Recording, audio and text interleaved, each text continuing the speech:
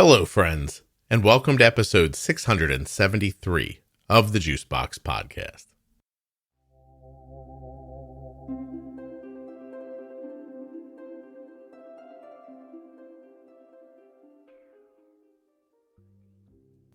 You have been asking forever for me to get Robin Arzon on the podcast, and today, here she is.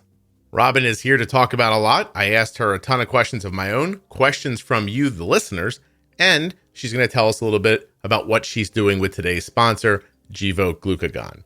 If after she's done talking, you're super interested, head to gvokeglucagon.com/Robin Arzon. Do you know how to spell Arzon? I'll just spell it for you. Robin's with an I. So it's ROBINARZON. Robin Arzon. gvokeglucagon.com/Robin Arzon. Anyway, huge thanks to Gvoke for helping me get Robin on the show. I hope you enjoy it. While you're listening, please remember that nothing you hear on the Juicebox Podcast should be considered advice, medical or otherwise. Always consult a physician before making any changes to your healthcare plan or becoming bold with insulin. At some point during the show, you're going to hear me talk about an article that I wrote about Robin many years ago. If you're interested in it, I'm going to post it in the private Facebook group later. You can find it there. Juicebox Podcast, Type 1 Diabetes on Facebook. This show is sponsored today by the glucagon that my daughter carries, Gvoke HypoPen.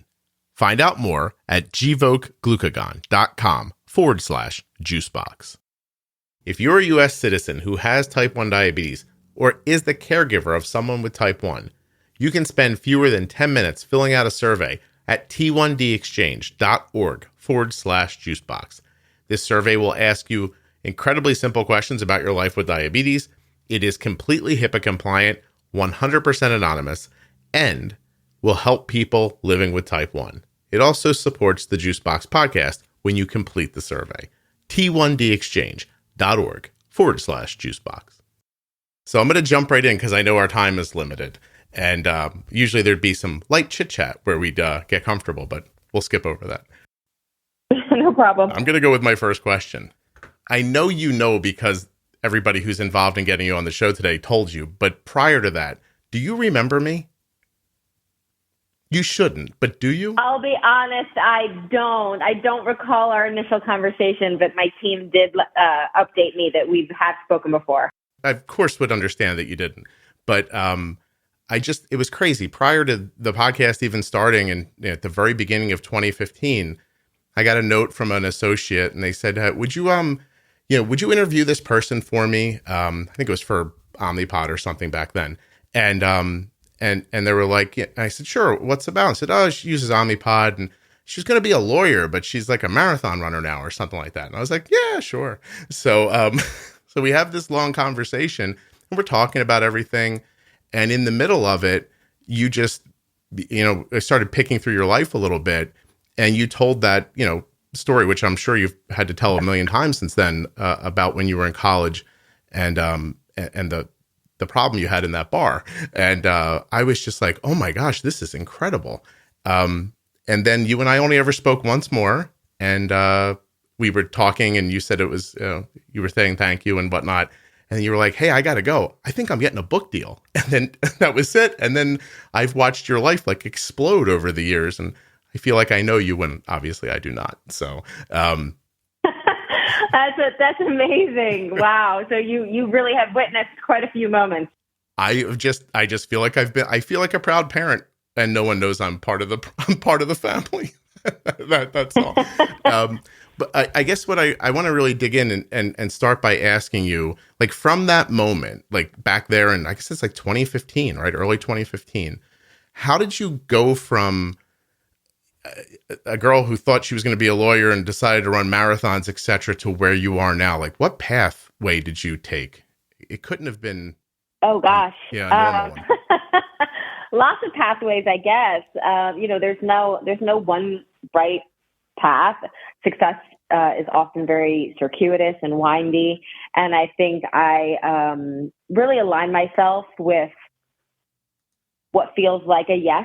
I really own my no to protect my yeses and, really develop partnerships that feel in alignment with how I live my life, whether that's with Peloton or with Gvoke. So that Gvoke HypoPen. So that really, I guess, is the answer to your question. I don't know if you were looking for something more specific, but I oftentimes really go on intuition. No, I appreciate that as a great answer. So you just sort of do what seems right to you and ignore the things that seem wrong. And that's how pretty much. Yeah. I mean, that had to be, I mean, for people who don't know, like going all the way back to that point, like you were a student, you were focused on being an attorney. And then just one day we're like, no, instead I'm going to do this. And were you interviewing people at one point in the very beginning? Interviewing like athletes or something like that? Oh, well, initially when I left my law firm, when I stopped practicing law, I at that time had a blog. And so I was interviewing athletes and Olympians, many of whom are now my friends for that blog. So right. Yeah, I loosely, I would say call it an interview, but it certainly wasn't, any Pulitzer Prize winning journalism. it's just fantastic. I mean, I remember as clear as day talking to you back then that the leap from, I mean, you were just about graduated from your undergrad, right? Or you had graduated? No, I would have graduated. Yeah, I practiced law for 8 years. Yeah. It's just, I'm saying it's insane to have accomplished something like that and then just said, oh, I'm going to sit this over here on the shelf and try something completely different that begins with a blog and interviewing people talking into your iPhone or whatever. It's just yeah, right. Yeah. Do you look back and ever think, wow, that person was like, how do you see yourself in hindsight? Do you see yourself as brave, or like as you're older and you're a mom now, do you think, God, if my kid does that, I'm going to be so upset? No, I don't think I would be upset. Sure, there are lots of moments of bravery, but I think, in what I do every day, I like to normalize the everyday superhero. I joke that I have a superhero toolkit and, part of that involves, trusting oneself and being brave. And I know, part of what we're going to talk about today is my partnership with Gvoke HypoPen, and that's in my superhero toolkit now, right? And as an athlete and as someone living with type 1, I want to feel prepared. I want to feel ready, and I want to optimize opportunities for bravery. Yeah. So yes, I do think there were lots of moments, where I had an opportunities for bravery when I was leaving law, certainly as an athlete living with type 1.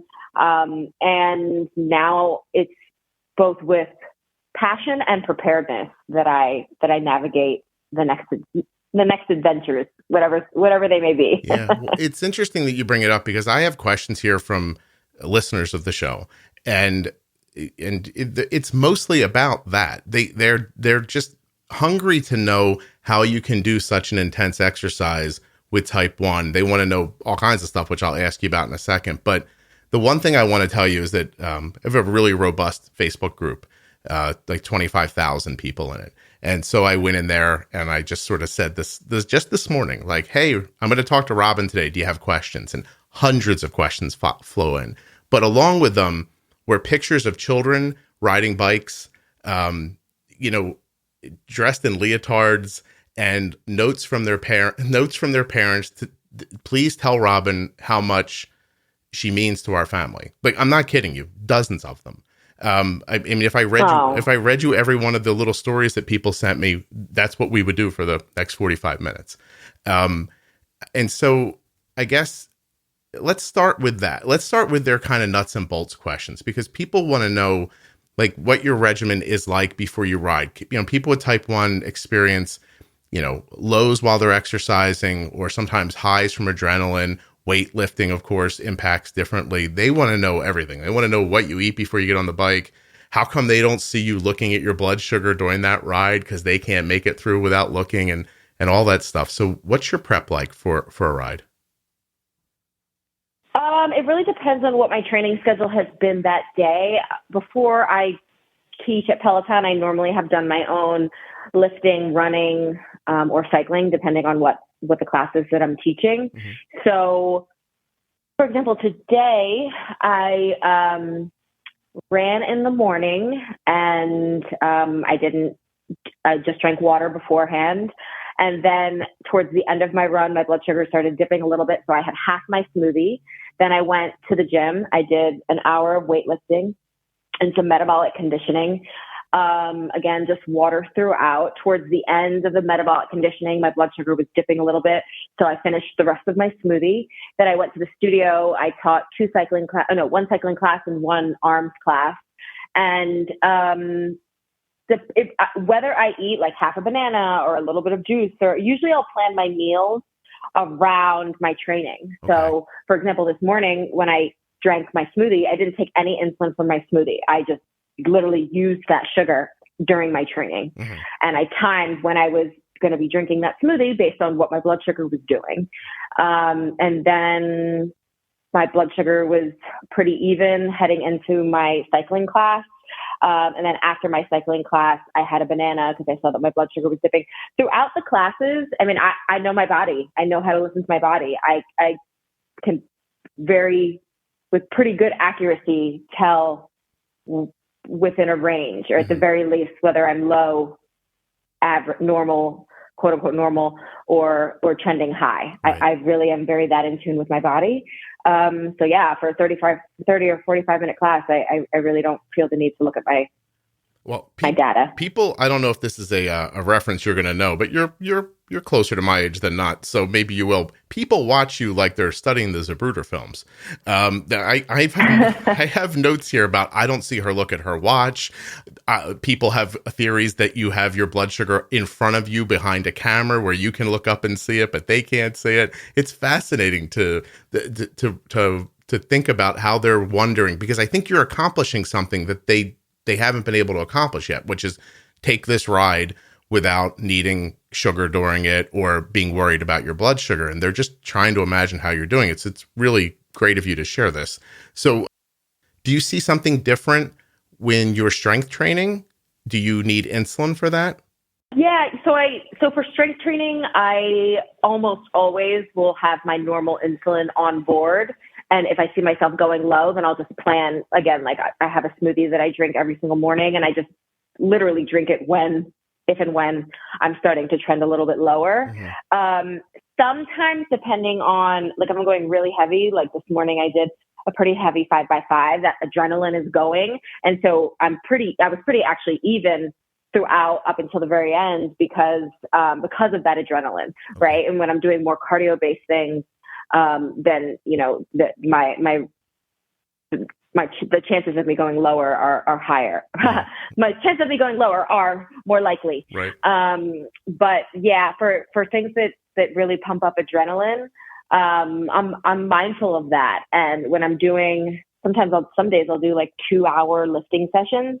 And during that second hour, I almost always need to give myself a little bit of extra insulin to accommodate for the adrenaline. Right.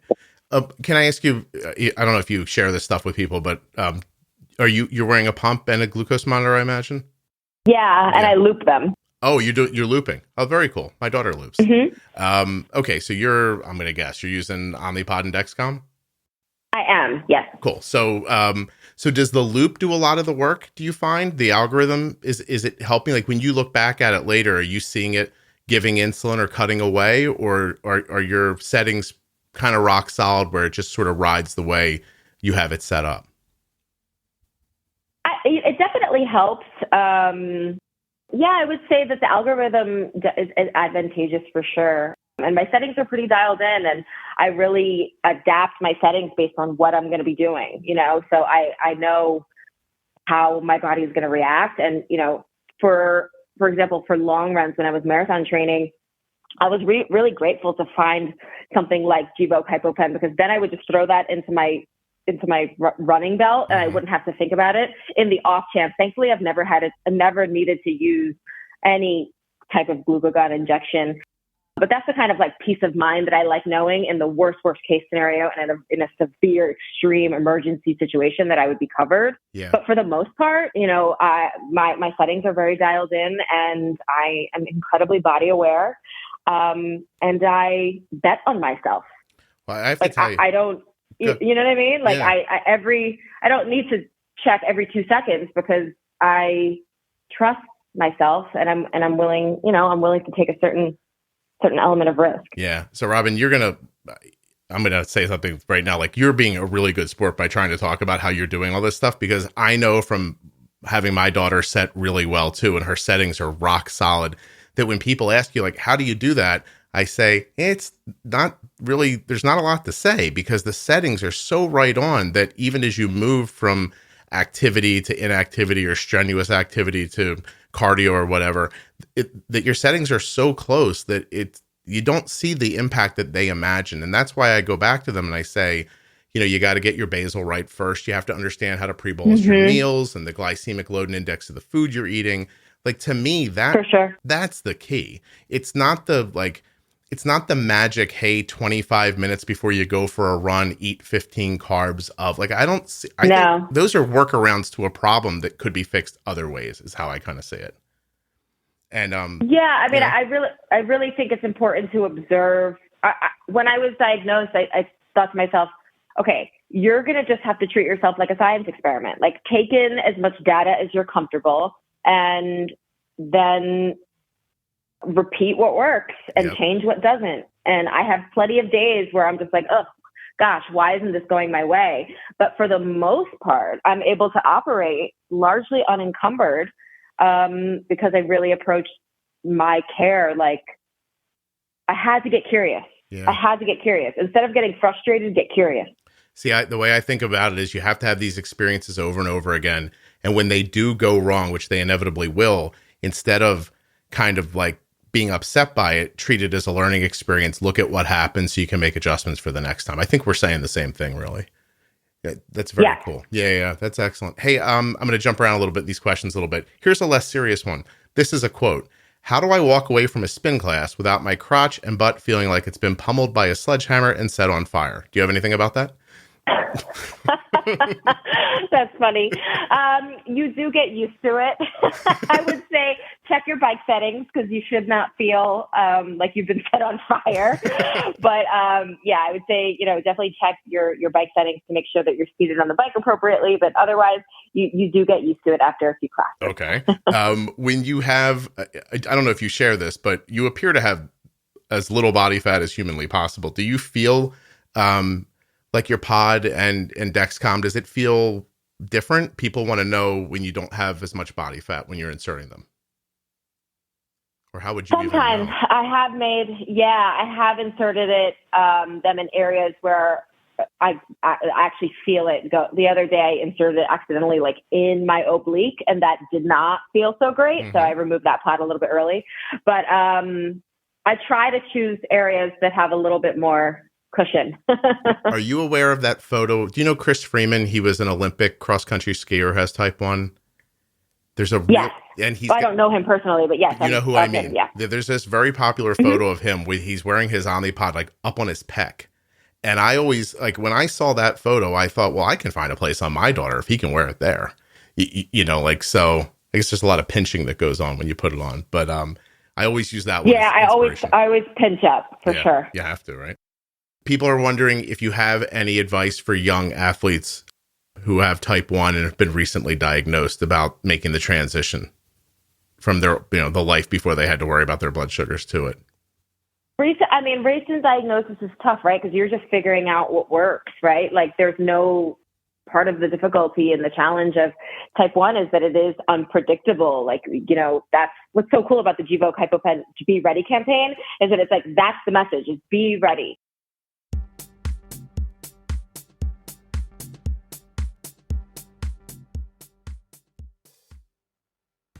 Gvoke HypoPen has no visible needle and is the first pre-mixed auto-injector of glucagon for very low blood sugar in adults and kids with diabetes, ages 2 and above. If you'd like to learn more about Gvoke HypoPen, all you have to do is go to gvokeglucagon.com/juicebox. Gvoke shouldn't be used in patients with insulinoma or pheochromocytoma. Visit gvokeglucagon.com/risk.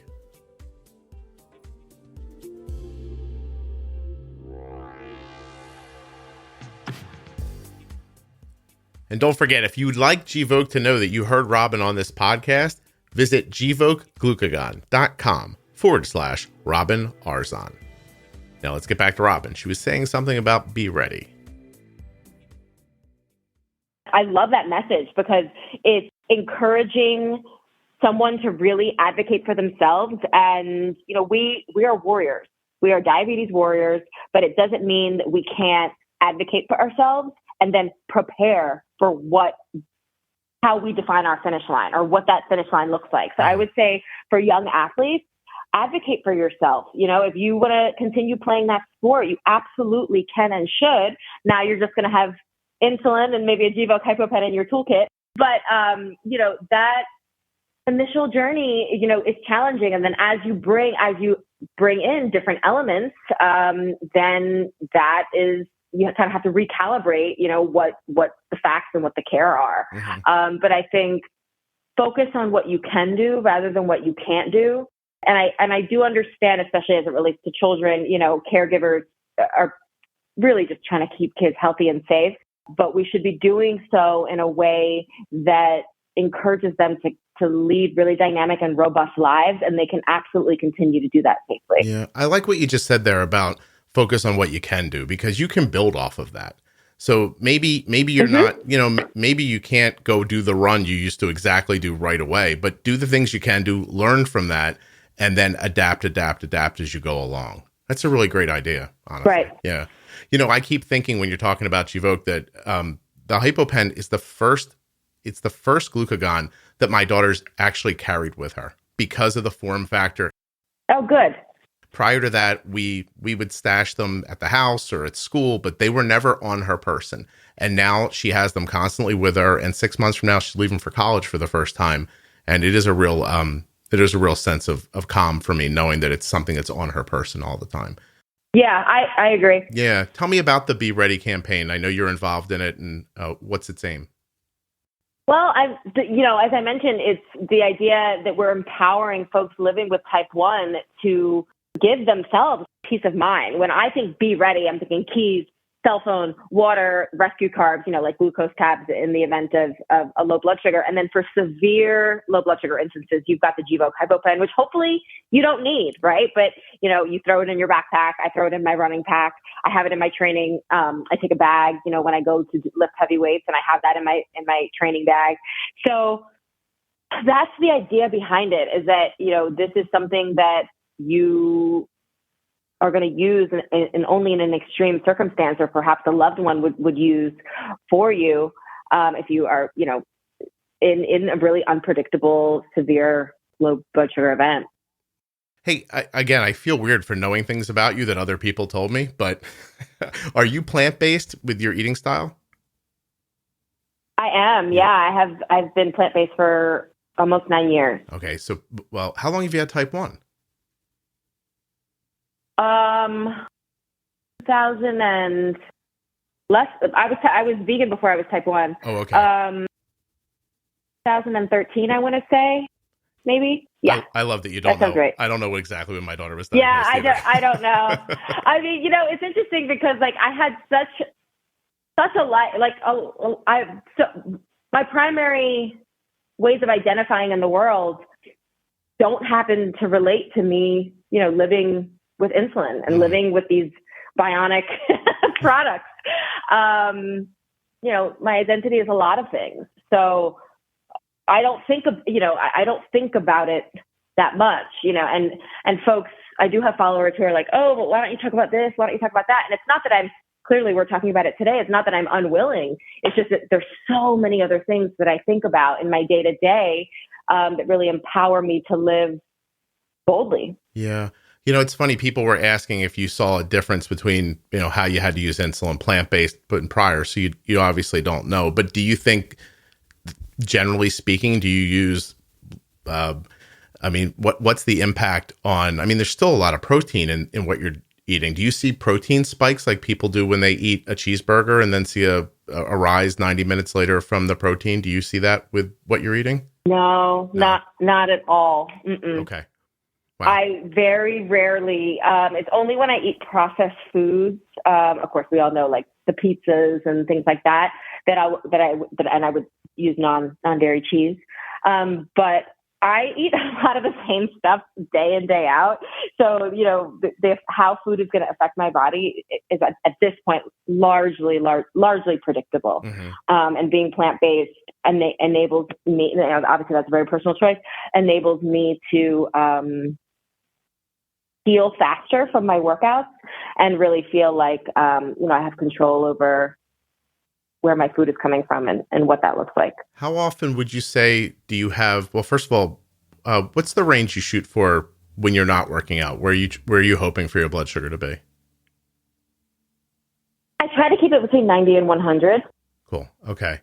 And then, so for my daughter, we use like 70 and 120 are her Dexcom alerts. So my question is how often do you have to do something to push your blood sugar back up to 90? Is what kind of frequency or does that happen with? Meaning if would I need to treat a low or something? Yeah, like not dangerously low. Pretty rarely. Mm-hmm. Okay. Do you see? Yeah, I would say it's pretty rare. Do you see highs more frequently than lows, or not even enough to speak of? Not enough to speak of. I mean, I will certainly say, like, if I'm traveling, if I'm out to eat, time zone changes, anytime you change variables like that, things can get a little funky. Right. But I would say it's really only like if I'm, out to eat and I'm just like, okay, screw it. I'm going to have this, and this. And in 2 hours, I'm probably going to need to treat a trending high, Right. Yeah. What's a average meal bolus for you? Like, units wise, is it, I know everybody's different, but I'm just trying to get a feeling for the plant-based thing. Is it, because you've got to be, I don't know how tall you are, but you look like you're built out of a muscle. So, I'm assuming that being in good shape is part of how the insulin works in you, right? Because it gets through your body well. I'm assuming you're really well hydrated all the time, so you're getting good insulin circulation. If you don't want to answer, it's fine. But I'm just wondering, like, what would you consider like a big bolus when you're having those like restaurant meals? Oh, big? Probably over 4 or 5 units. Okay. Gotcha. All right. I have more questions. Again, I'm sorry to know about your life. It's creepy, but you've had a baby recently. Congratulations. I know it's a little long to say congratulations still, but people are wondering if you have any breastfeeding tips with type 1 or pregnancy tips for type 1. Looping helps a lot, certainly. I would say breastfeeding. Yeah, at the beginning of breastfeeding, that was tricky. I had many more lows in the beginning. Pretty much after you have the baby, of course, in the third trimester, as the placenta is growing, your insulin needs really skyrocket. I mean, I think mine like doubled, maybe even tripled by the end. But as soon as you have the baby, that really tamps down. And then if you're breastfeeding, your body is basically a furnace. Like you are, I really likened it to you're kind of always in that low level of cardio, at least in the beginning as your milk supply is developing. So those first 6 weeks, I was I trended low much more frequently. So if I were to, Monday morning quarterback approach, I would have reduced my basal pretty significantly, and then, kept an eye on my blood sugar and bolused more frequently, just until I got a handle on what my new basal rate should have been, during that initial breastfeeding part of the journey. Yeah, I've interviewed a number. We actually have series. I once tracked a woman through her pregnancy, interviewed her at every trimester while she had type 1. And we've had some experts on to talk about it. And some of them say that the basal needs and your bolusing needs in the third trimester almost stop as soon as the placenta is delivered. And you almost have to swap back again. So now in hindsight, you think maybe right after the delivery, your needs lowered, but you kind of stayed with the settings you were at. Is that how it went? Or do you think your body burning? I definitely lowered it regardless, because I knew, I did some research and I was aware about that after, the placenta is no longer a factor. But I would say, middle of the night lows were very frequent in those first few weeks. And it would be sometimes like, I'm up to feed the baby and I'm going low. So I try to just, plan for the unpredictable, both the baby and breastfeeding and lows. And then finally, I reached, once my blood supply kind of came in, that roller coaster alleviated a little bit. But yeah, those first few weeks were challenging. Tough. And did you address it mostly with food or with insulin adjustments, or a little bit of both?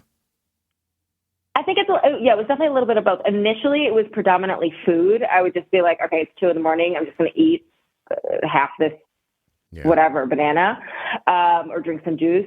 But then I wanted to get my settings right to the extent that I could, and I ultimately did. Right. And then, for the remainder of my breastfeeding journey, it was normal, like normal Robin. Cool. Again, I'm going to ask a question. It's not my question, it's someone else's. And if it's too personal, please don't answer it. People are wondering if you're thinking about having your daughter tested for TrialNet, like to see if she has any type 1 markers. Have you ever considered that or even thought about it? My husband and I have discussed it, but we're not going to discuss that publicly. Of course. Okay. What was the other question I had about that? In your family line, after being diagnosed with type 1, because you were diagnosed as an adult. So first of all, was that shocking, or are there other autoimmunes in your family that it made it seem reasonable when it happens? Like, do you have any relatives with type 1 or celiac, Hashimoto's, anything really? No, nothing like that. So that it was definitely surprising. Yeah. What was that like as an adult trying to adjust to it? Do you think it would have, when you talk to kids who go through it, do you see similarities, or do you think it's very much different? I don't know. I only know my own experience. I can't say. And I don't speak to a ton of kids about this specifically. Well, if you want to speak to a ton of them ever, I have a list of them over here who are dressed up like you riding Peloton bikes. So I actually have this here. This woman tells me that when she returned home from the hospital with her 12-year-old son, there was no T1D in their family. They were basically, she said she was having a breakdown because her son was diagnosed. She got on her Peloton bike to try to alleviate her stress. She randomly picked a 20-minute ride and for the first time realized that you had diabetes. And I guess you raised your arm and she saw a sensor or something like that. And she said it snapped her into reality. She realized she could handle this for her kid. And they've just been going full bore after that. And I'm telling you, that's one of like a dozen stories like that people sent me. Really crazy. What is it? I'm grateful that I was able to inspire her. So I have to tell you, like what you said earlier about diabetes not being a very big part of your life, moment to moment, because you are incredibly busy. You run the world, it seems like to me. I don't know all that you do, but it seems like a lot. And I get that. And even if you were to talk to my daughter, who's, just about 18, she would talk about it like you do. It's not at the forefront of her mind. It's not, it doesn't stick to her constantly all day long. But then on the flip of that is that just you having it and being yourself is such it's such an empowering thing for other people. Can you tell me what that feels like? Like, what does it feel like to not set out to be a role model for something, but yet you end up being one? I like how you laughed. Yeah, I don't know. I certainly don't see myself as a role model, but I am someone who lives with a lot of aspects of my persona and my life as a public figure. And that's part of it. And I own it. And I not only preach what I practice, but I practice what I preach. So I'm living a life that it's in alignment with my value system. And, that's the only way I can answer it. Is you don't really choose. Sometimes you don't choose how the world perceives you, and I guess that's an example of it. Yeah. So, Robin, this has got nothing to do with me, but I receive probably about 15 letters like these notes that people send to you. I receive them about the podcast every day, and they're difficult to process. Like, I listened to the uncomfortable nature of your answer just now, and I thought if you were to ask me that question, I would have sounded just like you. I just started out to make a podcast, and I thought I would share the way we do things and it might help people. And I never imagined what would happen. And then when people kind of mirror back their experience to you and they say, hey, you did this, or I was able to accomplish this because of something you said, I always just go, thank you. I'm so glad the podcast is valuable for you. I don't even know what to say. It feels, it's otherworldly, really. It's not something, I don't think a normal person prepares for that to happen to themselves. So I appreciate you answering, but I know I think I know how you feel. So most people, I guess, know you, right? Do you think through your work with Peloton and being an instructor there and that business, but what else do you have going on? You've written, are you going to write more books?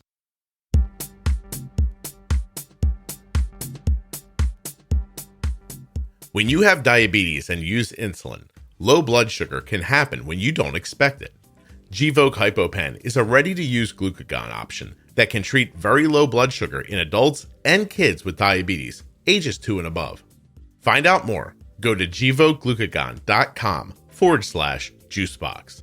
Gvoke shouldn't be used in patients with pheochromocytoma or insulinoma. Visit gvokeglucagon.com/risk.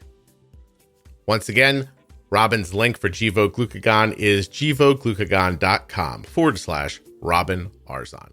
Now we'll get back to the show.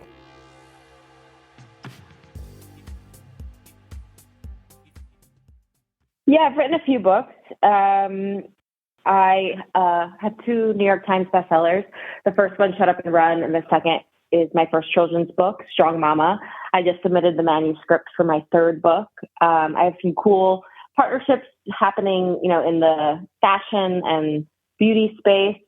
That's pretty exciting coming out this year. I have some things, as it relates to being a mom and, stuff for Athena as well, some products coming out for children.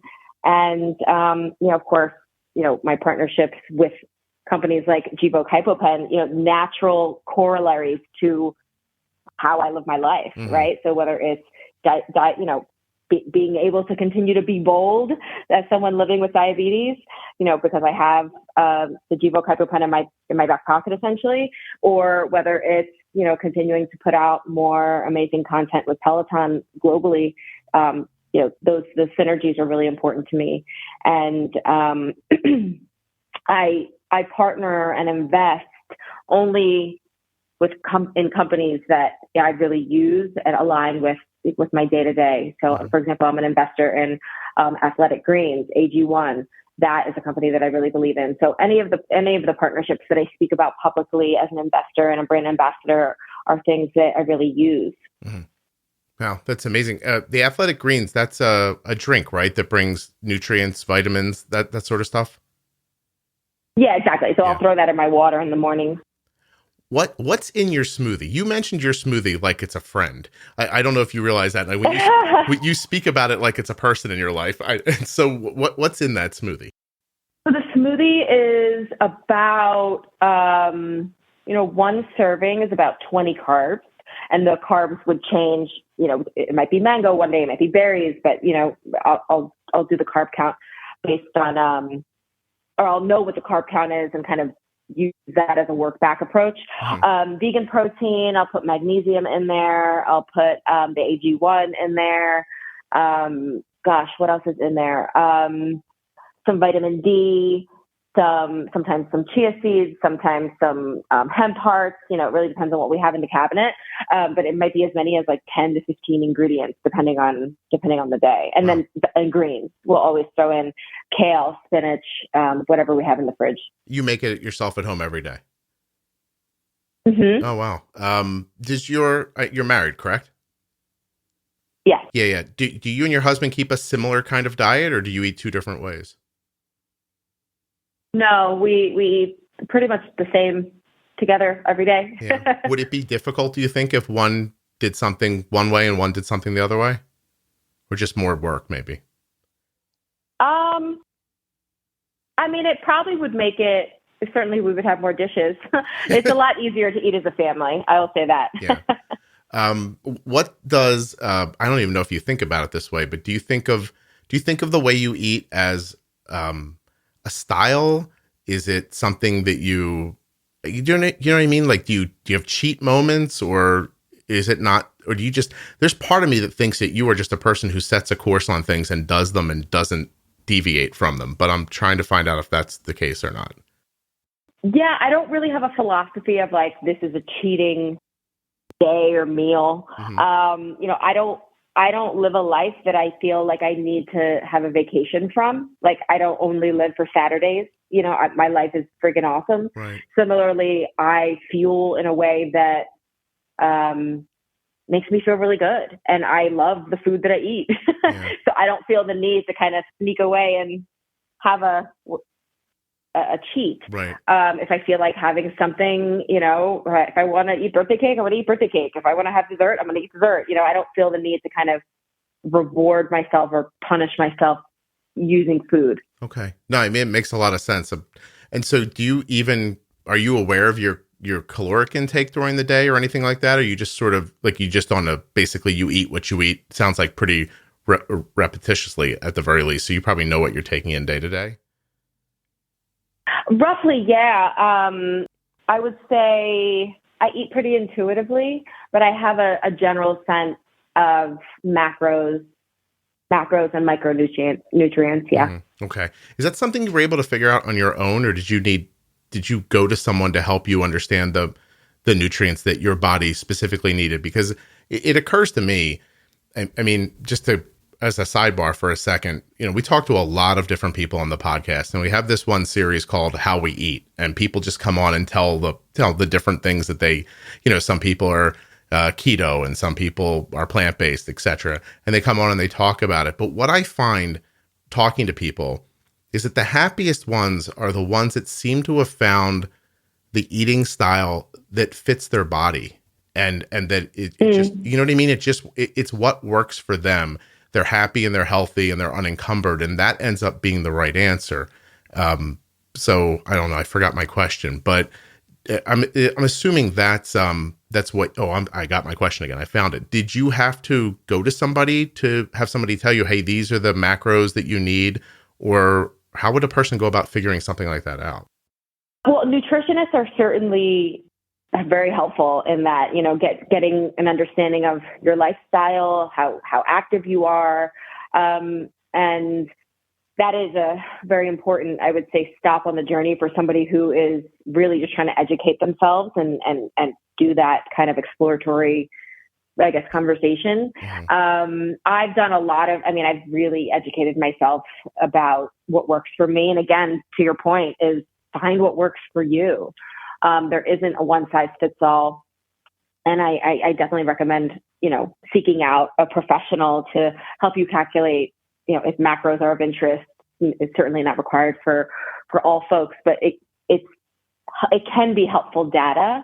And again, we should only be using these data points as ways to help us, not, you know, to have more numbers mm-hmm. and more things to kind of inform, you know, how we're doing and how we're doing what we're doing. Right. Hey, we have a couple of minutes left. I want to ask you, so I'm going to use myself as an example. I'm 50 years old.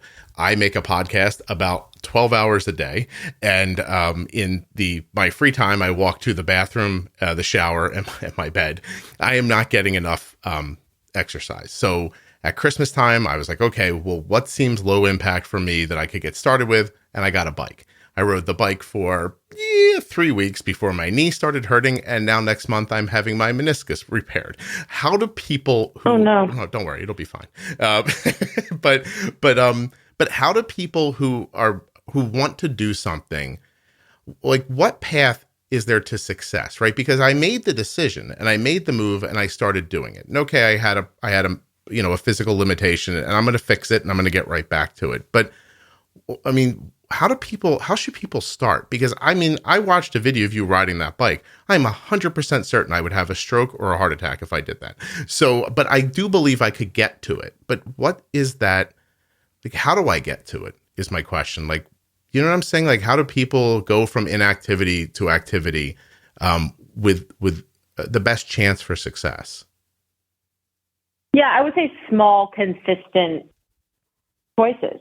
Okay. The sweeping change usually isn't the long-term strategy. Yeah. I would rather have someone do consistent, less intense movement for initially and for a longer period of time. And then you layer on, intense stuff. Like there is absolutely a place for intensity and working really hard and pushing heavier weights and running further distances and biking, but I wouldn't recommend that someone who's new to movement start there. Right. I would rather see what you can do consistently for 1 month, 3 months, 6 months, and then use that, as a building block. Yeah. I want to be clear. I don't think the bicycle hurt my knee. I think my knee was already kind of there and just, doing anything kind of pushed it over the edge.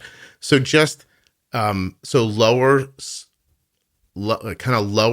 more consistent, maybe longer, less impactful until you start feeling that you can handle more, and then more intense as you move forward. If you put real effort into that. Yeah. If you put real effort into that, is it fair to think that in a year you could see a change in your life? I just want to let you know that the next part of our conversation is related to exercise. Listeners should consult their physician before beginning or changing any exercise or physical activity program. Oh my gosh, you could see a change much sooner. Really? And it also depends on the goal, right? So, if you're trying to build up cardiovascular endurance, there are approaches for that. If you're trying to build up, build up more muscle and make your muscles larger, hypertrophy training, there's a method for that, right? Mm-hmm. So you really have to begin with the end goal in mind of what is your objective? And the more specific you can get with your objective, then you can specifically inform how you should be moving, how frequently, how intensely, all of those are variables that really are informed by what the goal is and where someone is starting from. But I would say someone really needs to start where they are. People's entire lives can change in a year. So yes, I would say change certainly can happen in that length of time. Amazing. All right. So I feel like I have a minute left, so I have to ask you about your average day. When you get to the end is there ever an end to your day? Do you have a time where you say, I'm not going to work anymore, or does work kind of exist throughout the day? Yeah. I mean, I would say I don't usually take meetings, by the time it's my daughter's dinner time, I'm pretty much off in terms of any public facing commitments. Mm-hmm. I untether myself from social media and emails, probably at around 8:00. And then I start to wind down. I have a meditation practice. I have I read every single evening before going to bed. And that, I try to create a transition time to anchor my day, so I can start to let go, because my work is who I am also as a public figure. So I have to be very intentional with moments that are not that. Yeah. I feel that my job doesn't really exist in an office or a place, and that there are times when sometimes my wife will be like, what are you doing? And I'm like, I'm making money. And, but it's 10:00 at night. And I'm like, I shouldn't be doing this right now. You know what I mean? So, hey, you just mentioned meditation. Do you practice anything specific? Do you transcendental, or do you do something else? Or is it just sort of a mindfulness that you approach? It is similar to TM. It's a Vedic practice that I've been doing actually since I was a lawyer. So, quite a few years. When you're next to other people, do you think they look at you and go, that person has way more energy than I do? Or do you feel do you know what I'm saying? You have a ton of good energy, I guess is what I should say. And you're obviously putting it to work in a lot of different places, but you're doing, just the stuff I can see from you publicly, which is clearly not your entire life. I'm tired watching you. So why are you not tired? This is my I do prioritize sleep. I often take it back to basics, when I'm feeling like my energy is waning, and I might innately be a higher energy person than most folks, but I ask myself very simple questions like, are you hydrated? Did you eat a vegetable today? Can you get to bed a little earlier? Can you put the phone down for 10 minutes? We kind of know intuitively what we're supposed to do, but when we're, filled with cortisol and, we feel like things are getting a little bit stressful or a lot stressful, we kind of let those things fall. But really, we do have a framework that we can rely on, and we should be relying on those things, especially when times are tough. Yeah. I appreciate you sharing all this with me. I really do. I'm sorry we had a little technical difficulty at the beginning, kind of took away some of our time, but I've just been really excited to do this. I've come at you 16 different ways and have not been able to get through to you. And when we were able to make this happen, I was really excited.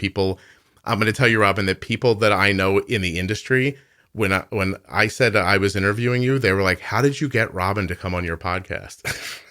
So you are known as here we are. You are known as a tough get, just so you know. There are people who were incredibly impressed that you and I were talking today. I hope you had a great time. I really enjoyed speaking with you. Thank you so much for doing this. Oh, yeah. Thanks for having me. Great to talk to you, Scott. It's my pleasure. Take care. Take care.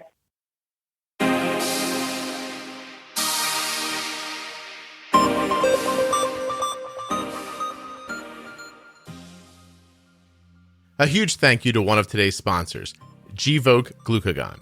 Find out more about Gvoke HypoPen at gvokeglucagon.com/juicebox. You spell that GVOKEGLUCAGON.com/juicebox. I also want to thank Robin for coming on the Juicebox Podcast and spending this time chatting with us. It was very cool. If you're new to the podcast, hang on for a second, and I'll tell you a little more about it.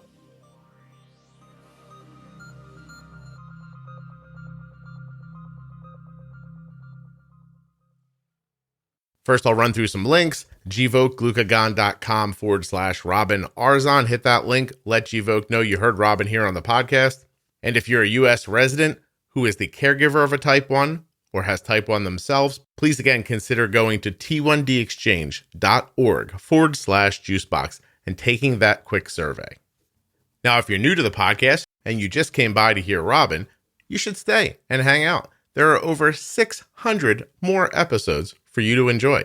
You can check them out in a number of different ways in the audio app of your choice, meaning Spotify, Apple Podcasts, what else?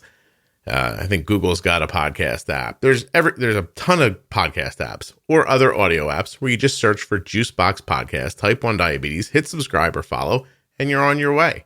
If you're having trouble finding a podcast app, go to juiceboxpodcast.com and there are links right across the top of the page that will get you started. The podcast has a vibrant private Facebook group. It's absolutely free, has 25,000 people in it, and is waiting for you. You can lurk around and see what people are talking about, or jump right in. Juicebox Podcast, Type 1 Diabetes on Facebook. The show has different series, Defining Diabetes, which goes over all of the terms that you might run into in your life using insulin. There's the Diabetes Pro Tip series with me and CDE Jenny Smith, where we talk about all different kinds of ways of managing type 1. You might enjoy the Diabetes Variable series that talks about things that impact your life with type 1, such as alcohol, or shopping at Walmart, or other things that make your blood sugar go up and down. The After Dark series covers things like eating disorders, complications, bipolar disorder, drug use, and so much more. Adult topics for people living with type 1. There's a series all about algorithm pumping. Are you looking into Omnipod 5, Control IQ, Medtronic 670G, and you'd love to hear conversations about those? We have that too, right here on the Juicebox Podcast. And don't forget the How We Eat series, where a new person comes on to discuss their eating style, intermittent fasting, keto, flexitarian, Bernstein, FODMAP, doesn't matter. If it's a style of eating, we've talked about it here on the podcast. One more time, jump into a podcast app or an audio app, start today. If you don't know where to start, go to that Facebook group, Juicebox Podcast, Type 1 Diabetes, and right up top in the featured tab, there's lists and lists and lists of episodes that you might be interested in.